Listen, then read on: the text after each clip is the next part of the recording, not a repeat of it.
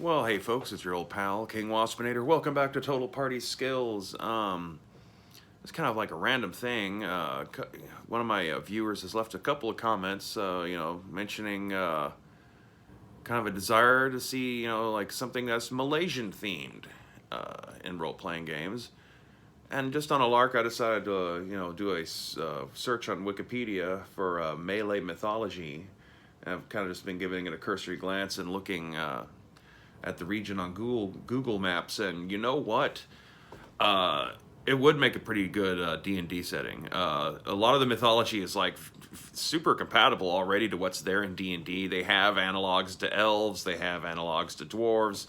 If you make halflings a bit more magical, I do find it funny that a lot of these, like their elfin type races, have orang at the beginning of their names. So I guess that probably also fits in with orang utan being the forest people or whatever like that. Like it's a pretty like large region. It'd be a good thing to model a D&D or fantasy setting on if you want, something that both gives you some reasonably good chunks of land that player characters can spend all their time in. I mean, it is an island region, it stretches like pretty much from like a peninsula at the bottom of Thailand, like all the way past Australia to the east to the Solomons, depending on what all exactly you want to lump into a Malaysian, Indonesian, Thousand Island kind of setting. And even the Philippines, you could potentially qualify as being part of that. But they have several like large major islands that are big enough to, contain multiple kingdoms on their own and be like little standalone settings. Plus, hop on a boat, you got a whole other land, whole other set of kings. Lots of like real like romantic stories, and like in the tradition of the Rubaiyat and chivalrous tales of knights under other names going off to save damsels, and also a fair amount of stories about damsels going off to save knights. Lots of different ghosts, mythological creatures. There's a lot of stuff in here that's already familiar to D&D. I mean, you got the Rakshasa are there.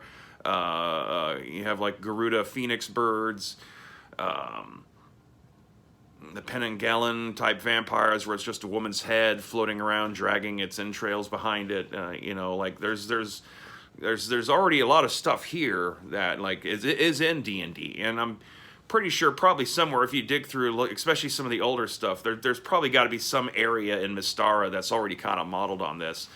But if you were to just kind of like, do like they do with Faerun, and basically just make something that just kind of looks like the West Coast of the United States. You could do a whole world that like most of it's been sunk or something like that. The oceans have risen, and so you just have this long island chain. I mean, it covers an area that's about as wide across as North America and the continental United States. Same kind of volume of area that you have around the ancient Mediterranean world. And some similar vibes in that way too. It's also very cosmopolitan, so if having a variety of different kinds of human beings is a priority for you, or something that you do like including in your games, because after all, the thing that makes humans unique compared to the other races, that humans are diverse. This is a region of land that has had multiple, very different human ethnic groups cohabitating relatively peacefully for a long time. It's one of the natural crossroads areas of the planet. It has this interesting kind of combination of like Southeast Asian, Indian subcontinent, and Middle Eastern kind of mythology. You could also even incorporate, the stuff of like, more Western type peoples who've come in from like, far away on ships and all that kind of stuff. If you want to, somewhat slightly modernize it or bring in some colonial flavor, all that kind of stuff. Also, because of that region's, own like natural ethnic diversity, like its, reaction to different new peoples arriving in the area is a bit different than the parts of the planet that were more isolated.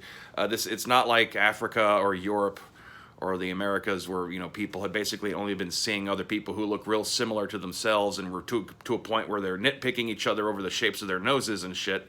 This is a region where you have people of Polynesian descent, Southeast Asian descent, quote unquote Aboriginal descent, commingling for a long time. They've, long been part of the spice trade in the Indian Ocean, going, back a long time, to ancient Arabian sea captains and contact with the African East Coast, and trade with India. It's all part of this little cycle of trade winds that you have going on in the Indian Ocean. Includes places like Java, Sumatra, Borneo, New Guinea, Papua New Guinea. Like Google Maps, like unfortunately does this thing where like it filters what the world map looks like based on what your country thinks the world map is. So the stuff I've been looking at is only as accurate as America's official stance on who owns what over in that little section of the world.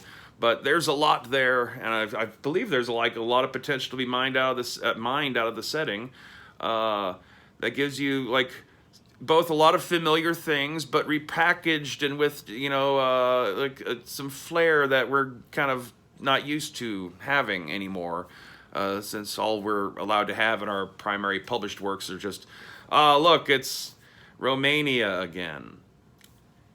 So anyway, I guess, there's not a whole lot to say there. Beyond that, I would just recommend looking into it yourselves. I don't know, I might dabble with it as something to do for maybe one of my games at some point. We'll see. I was just actually quite surprised at how already compatible it is with what's there in D&D. Oh yeah, there's a lot of talking animal people too in their mythology. They have a lot of stories that are very similar to Aesop's fables. I'm very curious exactly what their version of the Thirsty Crow story is, because that sounds like it's probably the exact same story, which might indicate that Aesop didn't make that up, or that somehow some of his tales got taken by traders that far east, and or vice versa. Was he just ripping off stuff that he had heard from traders that had made it that far west? I guess we'll never know because we're not time travelers. But anyway, leave comments below about your thoughts on all these things. Hit like and subscribe. And as always, stay waspinated.